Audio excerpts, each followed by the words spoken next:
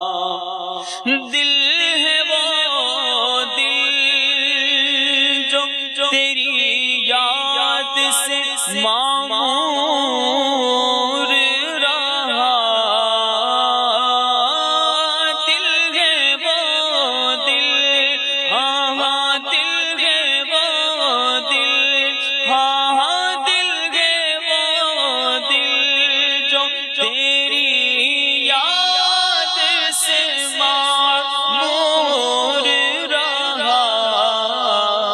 سر ہے وہ سر، ہاں ہاں سر ہے وہ سر جو تیرے قدموں پہ قربان گیا میرے آقا، سر ہے وہ سر جو تیرے قدموں پہ قربان گیا۔ انسان کے لالچ کی کوئی حد نہیں، صبح سے لے کے شام تک بندہ اپنے نفس کو راضی کرنے پہ لگا ہوا ہے،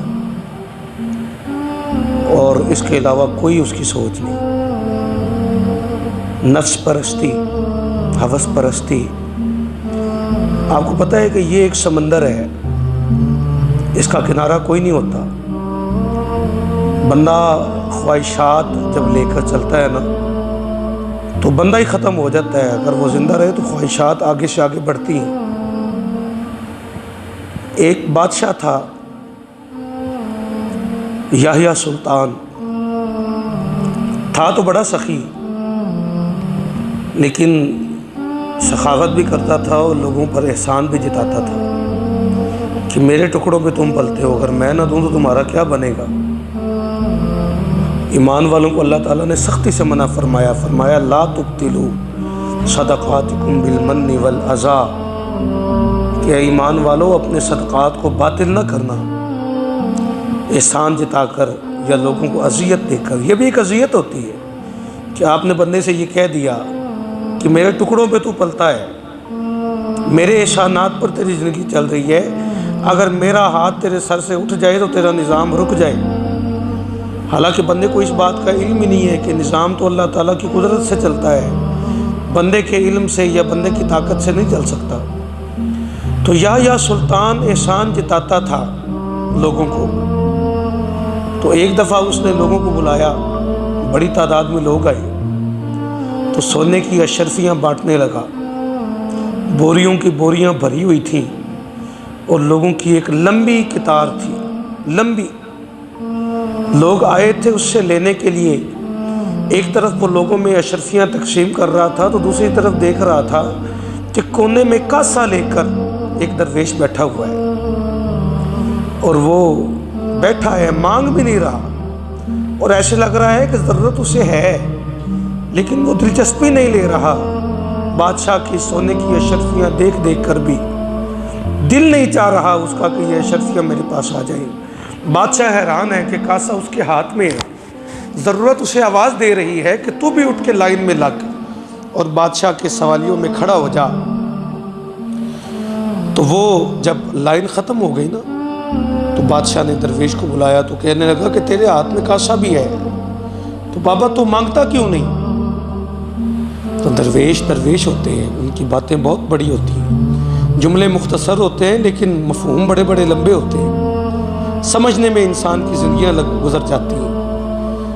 تو وہ درویش کہنے لگا کہ بیٹا تو میرے کاسے کو بھر نہیں سکتا، یہ جو پیالہ میرے ہاتھ میں ہے، یار پیالہ کتنا سا ہوتا ہے، لیکن درویش کی بات کو نہ آپ سمجھے ہیں نہ وہ بادشاہ سمجھا کہ تو میرے پیالے کو نہیں بھر سکتا۔ بادشاہ کہنے لگا بات بے فکر ہو جا، پیچھے بوریاں پڑی ہیں، بہت اشرفیاں ہیں، میں بھر دوں گا تیرے کاسے۔ جب کاسا آگے کیا، سلطان یحییٰ اپنے دونوں ہاتھوں سے اشرفیاں اس کاسے میں ڈال بھی دیتا ہے، پیالے میں اشرفیاں جاتی بھی ہیں لیکن پیالہ بھرتا کوئی نہیں۔ بادشاہ اپنے عمل میں مصروف ہے، پیچھے بوریاں خالی ہوتی جا رہی ہیں، یہاں تک کہ آخری بوری رہ گئی، اور مشیروں نے کان میں کہا کہ بادشاہ اب تیری عزت کا مسئلہ بن گیا ہے، اب ذرا خیال کر، تھوڑی عقل کر، اب بابے کے آگے جھک جاؤ، اس سے پوچھ کہ یہ کون ہے اور یہ پیالہ کیا ہے۔ बादशाह को अकल आ गई, बादशाह सामने आया, आके कहने लगा कि ये तो पता चल गया है कि तू अल्लाह का वली है, लेकिन ये भी बता कि इस प्याले के नीचे कौन सा ऐसा कुआं है जो इसे भरने नहीं देता। तो शेख सादी रहमतुल्लाह ताला अलैह फरमाते हैं कि फिर उस दरवेश ने बहुत बड़ी बात लिखी।